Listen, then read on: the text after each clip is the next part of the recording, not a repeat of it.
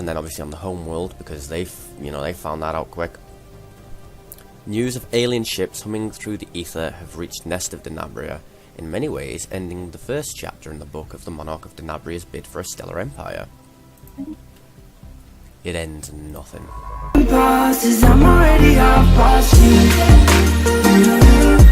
Welcome back, guys. It's that time again. It's half past Fate here, coming in with another video. We're continuing our Let's Play of Stellaris, and I believe when we left off we had just discovered the precursors, the Irasian Concordat, I think. So yeah, we're just going to kick it back, chill out some more, carry this on, and take it from there. Now, I think last time I was focused on this guy, wasn't I? I think he's already researching that. I've set him to research this and go all along there, so we can leave him to chill for a little bit. This guy's got plenty going on. So yeah, I mean, we can start this back up. This is one of those moments. I mean, it's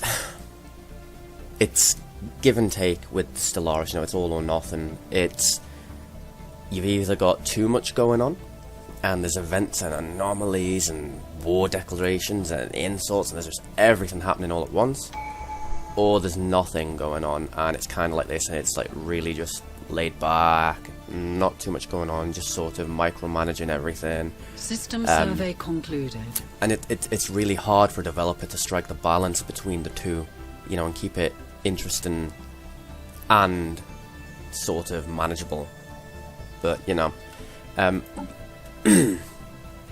excuse me. Right, so we were investing into harmony to counteract all the negative modifiers that we have with our traits, because we're quarrelsome and decadent and things like that. So the greater good reduces unrest by 20% on all planets. Very useful. Kinship increases governing ethics attractions, so less chance of diverging ethics, i.e. factions popping up. And mind and body increases leadership lifespan. Well, we're already venerable, and being post-apocalyptic gives an extra 10 years. That's a 90-year boost to our lifespan. We don't need that yet. We'll go for unrest. We'll just get that out of the way. Food up here. So we're on well, negative food. We're probably losing something like 0.4 per month. So we did find Pythoran dust, which increases food output, I believe, but I'm not sure where. So, another anomaly. Ship sensors are picking up an unexplained pattern of interference in the Hythara system. Research that. It's only 100 days. System survey just over 3 months there. Yeah, so this Pythoran dust, I'm pretty sure we discovered it in Duranma. But we can't harvest it. I'm not sure why it's not showing up. What is this, and why did we not do this? I thought we did. Obviously not. So I think what we're going to do, this guy's kind of finished, so we're going to research those anomalies, and then we're going to go along here. We're going to continue on the route that we were. I like getting the anomalies done out the way, nice and early, just to get the benefits from them. Because, as I've already explained, sometimes you get like a one-off payment of minerals, energy credits, or influence, and it can be really useful, especially early game as things go. So, Nest of Till, roughly halfway through there, colonizing. Sonified science. The Talon's swift-winged data crew has succeeded in isolating a signal embedded within the unusual pattern of interference in the Hythara system. The signal is a strong... The signal is a song, not a strong. Duh, there's me. Can't even read. The signal is a song, a complex sonification of an advanced mathematical equation, to be precise, and one that Science Officer Karasi Izzet cannot seem to get out of their head. Who or what may have composed this song remains unknown, though its complexity infers an incredible level of technological sophistication regarding subspace harmonics. The signal's geodesics suggest a point of origin from outside of our galaxy.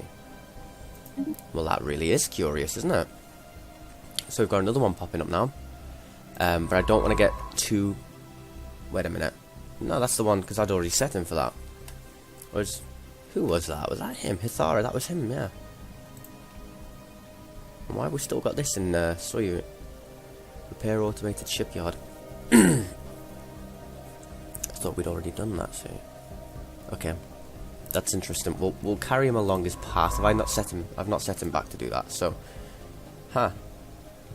He's not needed there, actually. Is that done through the situation log, is it? No? Or do I need a construction ship or something there?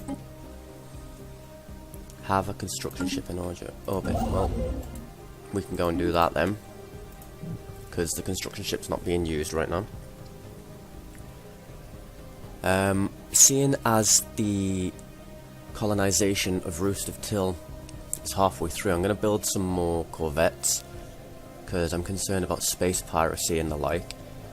And I don't believe it's going to inhibit us too much economically. I don't think it's going to do too much damage with the amount of time that's System left survey concluded. on that colonization. Then we'll get our +8 back. So, we have 3 to start with.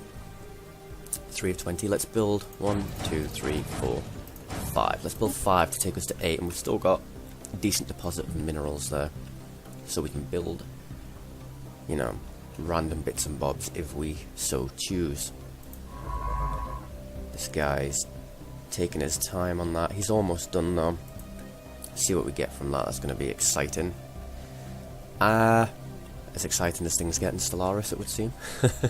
No, I'm just kidding. It is a good game, but it does take a lot of patience and planning. So, encounter in Duran. Oh, this is different. This is It would appear that there is an empire somewhere along this spiral arm close to us, because we've now encountered them. We've encountered some form of alien vessels in the Duranma system. These strange objects have been flagged as alpha aliens until we can learn more about them. We should proceed with caution. And then obviously on the home world, because they found that out quick. News of alien ships humming through the ether have reached Nest of Denabria, in many ways ending the first chapter in the book of the Monarch of Denabria's bid for a stellar empire. It ends in nothing.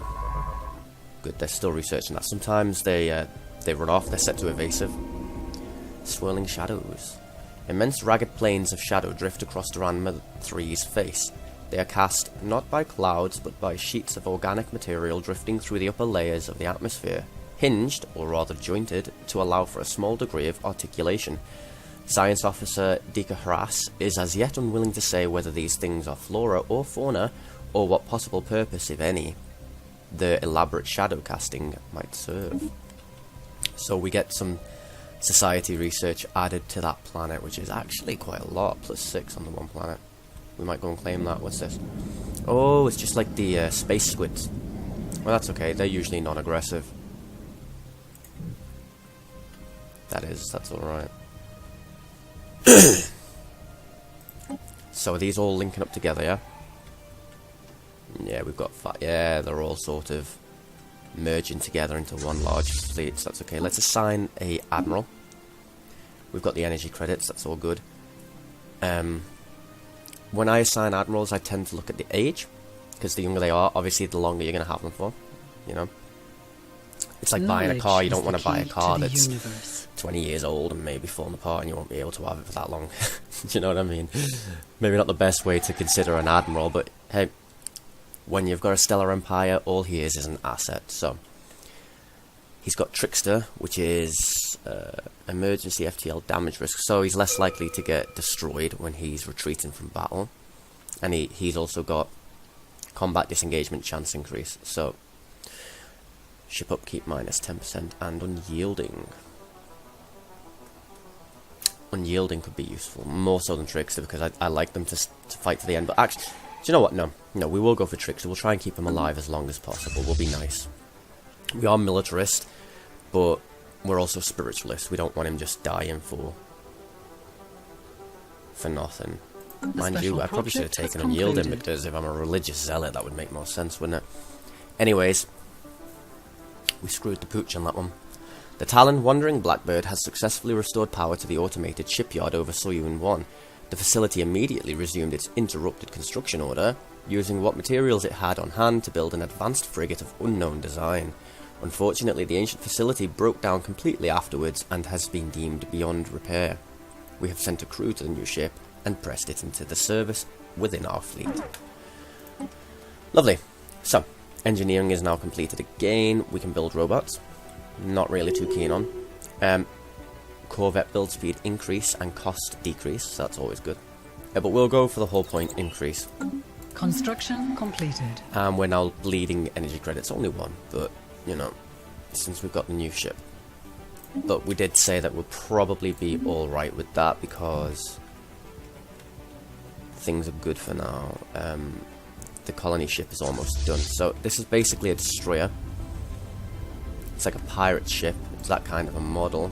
System survey concluded. It's got a little skull here on the side, which is cool. Yep, okay, so we're going to set him to the homeworld to merge in with our other fleet. And this guy, what's this? We've got a tomb world and a desert world. We have 2 habitable planets in that system. That's an important system right there. I even have the minerals to build another colony ship for it. The key to the However, universe. I don't think the energy credits would be grateful. Don't think the banks would be happy. So we've researched the energy grid, and we can have a fusion reactor, increase the research speed, or automatic exploration. Again, they're all really, really useful. It's a tough one. It is a tough one. It is a tough... let's go for automatic exploration and get these... Let's get these science ships off our hands. There's 23 tiles on this tomb world, so that's huge. I think that's 2 off the max. I think the max is 25. The desert world is 13 because it's a moon. We have detected an anomaly. Massive storms are visible in the upper atmosphere of this gas giant. It might be worth the effort to study them in more detail. Crack on. The desert world is smaller, but when you've got a system with 2 planets in it, you've got to take it, because it's still, even though you colonize the 2 planets, it only takes 1 of your directly controlled colonized systems, so it's very beneficial. Sensor malfunction. On the crew's arrival to Kebdaron, they were able to confirm that their sensors were indeed malfunctioning. The good news is that not only were their initial estimates for the star's energy output grossly understated, Karasi Izzet seems to have learned far from past mistakes. Okay, failure is but a stepping stone to success. We get... Do we get +4, or do we get +8 because there's 2 +4s? Well, we're about to find out. Let's head on over there and do this. 8? Knowledge Wow. is the key to the universe. That's a very useful system right there. We're gonna take that for the energy credits. So, society research is now complete, and pop growth speed is going to be very important. Hydroponics farm is important, and off-world trading company is also important for the energy credits. Let's go. Is pop growth speed really a good thing when we're not doing so good for food? What does it unlock? It will lead to further advancements in biological enhancement and adaptation. Let's get hydroponics farm 2 out of the way. And then how many pops do we have on our home world that are unemployed or whatever we have? Let's clear this. Ariga 2 frequently experiences massive and extremely violent storm systems in its atmosphere. Several dozen persistent storms are visible from orbit, with winds often reaching speeds in excess of 700 miles per second. The cause of these storms is not immediately apparent, as we have found nothing in the planet's climate model that would explain them. Our scientists are interested in studying this anomaly. Well, they can. Let's first clear this. We're on 74 energy credits. Let us build here an energy grid, just to sort that out. Let's merge these, because... Anomalous readings registered. There are signs of activity by an ancient precursor civilization on this inhospitable rock. Oof. That's like, what? 4-5 years? What's going on here? It's a level 8. It's a level 8 anomaly. We'll research it, but that's going to take some time. Still, I don't mind. A new world has been colonized. There we go. We've got our energy credits under control. Lovely. Roost of Till, or Nest of Till, rather. It's done. Let's build a hydroponics farm on the world and get him there to man it, because we do need to sort out our food. One way we can do that rather quickly is, of course, to We have detected an anomaly. hold up, let me explain. One way to do this is to head on over to our shipyard. Oh, we can't because it's got crew quarters on there. Lovely. You can build here where it says buildings. You can build like a basically a space farm, so you can get food and stuff. I can't remember what it's called. I think it's a hydroponics bay, and that will give you like +3 food. But this is something I do need to sort out now, or they're probably going to start rioting. Well, they'll be starving one day, and then it'll impact all of my other assets. So, coming back to this anomaly though. Efforts to map the surface of this moon have identified a strange mountain formation in the southern hemisphere. It does not appear to have formed naturally. He can research that. And we'll continue. So we're building that. And a nest of Denaria. I mean, we've got hydroponics bays. I don't really want to have too many more. I mean, I suppose I could put someone here for now. Actually, yes, he can go here for now, which helps that. There we go, lovely.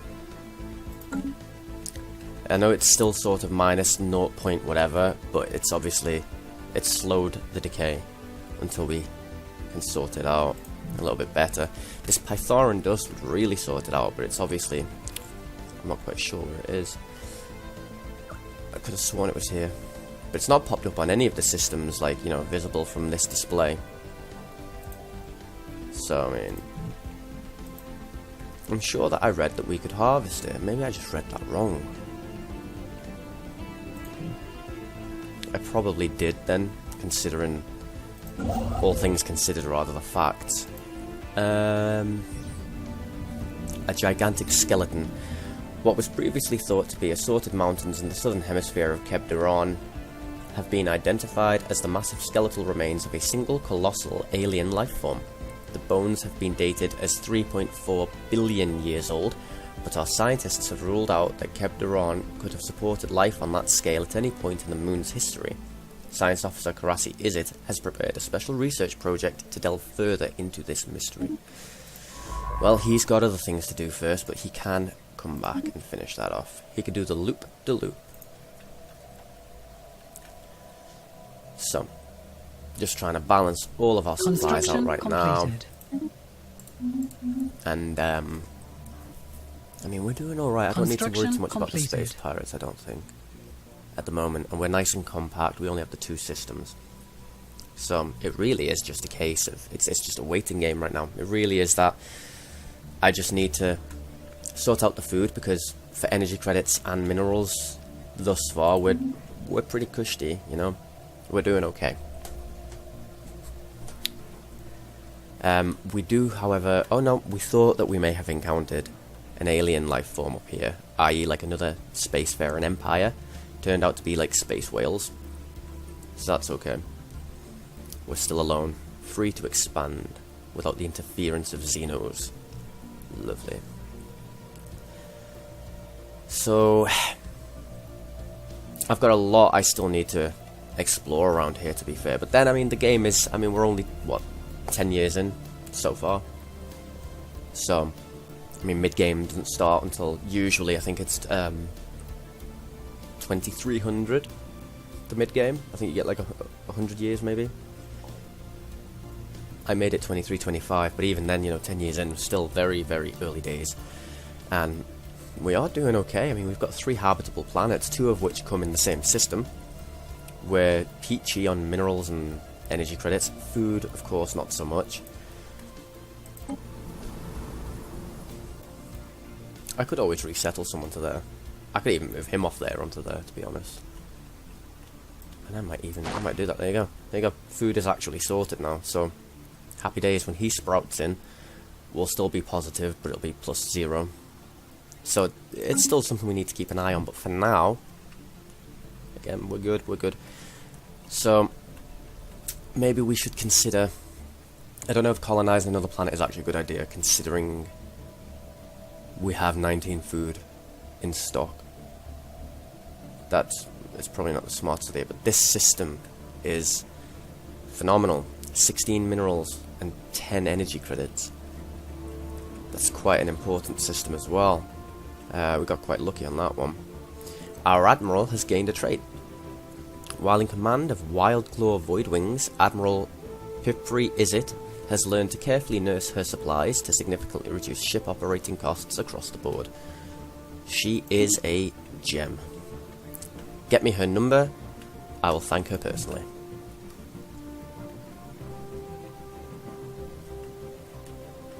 Just carrying on, as is.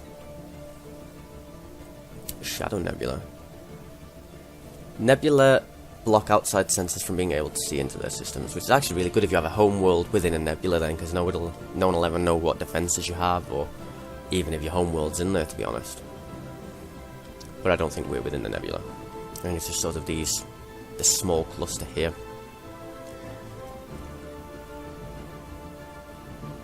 How much longer does he have? He's only 39% done. Maybe I should have left that. He's only a level 2 scientist, bless him. He's struggling. Karasi Izzet is now a level 3 scientist. And we have more Harmony traditions, lovely. Utopian Dream. Long the promise of a better world has driven our progress. With the invention of the Paradise Dome, we are able to create environments that are blissful beyond imagination, bringing us one step closer to utopia. I think that gives like a lot of food. What's this? Impressive structures litter Kebderon's surface, practically begging for some archaeological work. Research that then, my friend. Let's go for governing ethics attraction now. Seeing as we don't have any factions, let's try and limit the chance that we'll get a faction. I think the factions are intimately linked anyway with how many leaders you have, because it's your leaders that head the factions. So right now I basically have 6 leaders. All have, oh wow, no I have way more, 1, 2, 3, 4, 5, sorry I have 7 leaders. All who, oh yeah it says up there, duh, blind or what, all of whom can form a faction. So, what is this? Red alert. Our deep space tracking arrays on Nest of Till have made an alarming discovery. A large asteroid is heading towards the planet on a direct collision course. Should it impact the surface, the consequences would be disastrous. The asteroid must be destroyed before it is too late. You know what, I normally do this, and like you get minerals or something at the end of it, but part of me is really tempted to let it just smash into the planet and see what happens. But then that would be such a waste of minerals that we use to build the colony ship, isn't it? And I'm only in the neighbouring system, you know, we can easily get, okay, this is an ill omen. Let's go to it, let's set them to aggressive. What were we just talking about, ladies and gentlemen? Faction founded. A new faction has recently been gaining traction in the internal political landscape of the Monarch of Denabria. Led by it's led by my leader! Archprophet Ducat Salamander. They call themselves the Committee of Spiritual Redemption. Why would you need to make a faction when you're the leader of the entire Empire? Wouldn't you just change the way the Empire works? Their members support spiritualist and conservative values. A disgruntled faction will be a source of trouble, but one that approves of the government's actions could prove useful. Mate, the leader of this faction is the government. Ay, ay, ay. Let's send these guys in. It is moving, but very slowly. They'll probably be destroyed by the space station before it even gets there.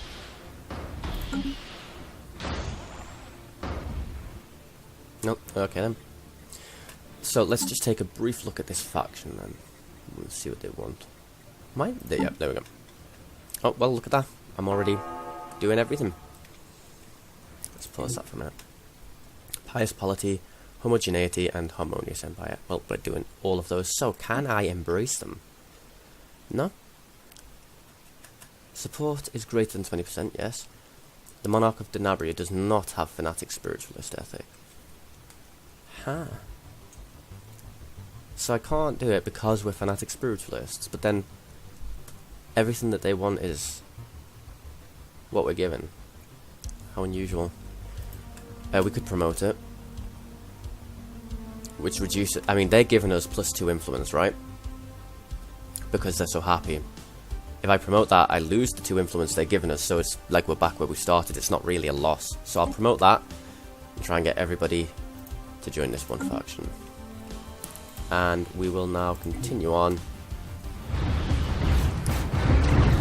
Is this asteroid actually fighting back? Edic Monolithic. Kebderon the 4's is inhabited and indeed... Oh, my bad. Kebderon 4 is uninhabited and indeed uninhabitable, but not unvisited. Its surface is littered with tall cenotaphs carved from some mineral not native to the planet, evidently placed here by some artistically inclined spacefaring race. The monolith's flowing lines deftly chart a history so fantastical it must surely be fictional. Surely. Make digital reproductions of the monoliths widely available in our empire. Probably makes everybody happy. We'll take the engineering research because, as you see here, 27 months. Take the research, goes down to 15 months.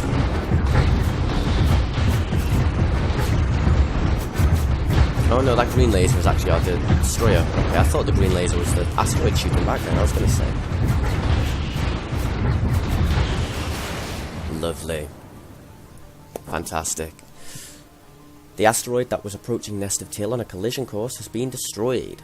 With the doom averted, our jubilant citizens on the planet have taken to the streets in celebration. A scan of the remaining fragments has also revealed that the asteroid consisted largely of valuable minerals. We have collected what we could, and we get a nice deposit of 341 minerals. And with that, ladies and gentlemen, we're going to call it. Pushing our 25-minute mark again, I believe, or maybe just over. And so, yeah, I'll see you next time, guys. Until then, as always, take care.